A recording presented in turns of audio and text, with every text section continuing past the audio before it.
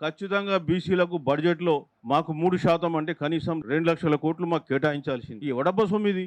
మేము టాక్సులు కడితే వచ్చే డబ్బు కాదా? నువ్వేమన్నా తీసుకొస్తున్నా? మీరేమన్నా మీదికించి పట్టుకొస్తున్నా? మా డబ్బు మాకివ్వడానికి కూడా మీకెందుకా ఇంత బాధ?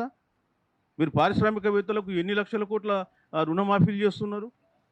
గత 12 సంవత్సరాల్లో మీరు ఓన్లీ పారిశ్రామికవేత్తలకు దాదాపు పార్లమెంట్లో సమాధానం ఇచ్చిన దాని ప్రకారం 16,15,000 కోట్లు మాఫీ. మీరు సమాధానం ఇచ్చిండ్రు మీ నిర్మలా సీతారామన్ గారు పార్లమెంట్ ఓన్లీ 10 సంవత్సరాలలో. ఇంకా గత 2 సంవత్సరాలు ఇంకా చాలా పెరిగి ఉంటుంది.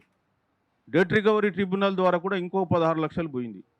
అంటే 30-40 లక్షల కోట్లు మీరు పారిశ్రామికవేత్తలకు రుణమాఫీ ఇస్తారు. బీసీలకు వచ్చేసి సంవత్సరానికి 2,000 అంటే గత 12 ఏళ్లలో మీరు పెట్టింది 24,000 కోట్లు. మీరు వాళ్ళకు వస్తే 48 లక్షల కోట్లు అంటే దాదాపు 16 + 16 32 లక్షల కోట్లు వాళ్ళకి ఇస్తే 24,000 కోట్లు మాకు ఇస్తారు. ఇది ఎక్కడ న్యాయం అండి?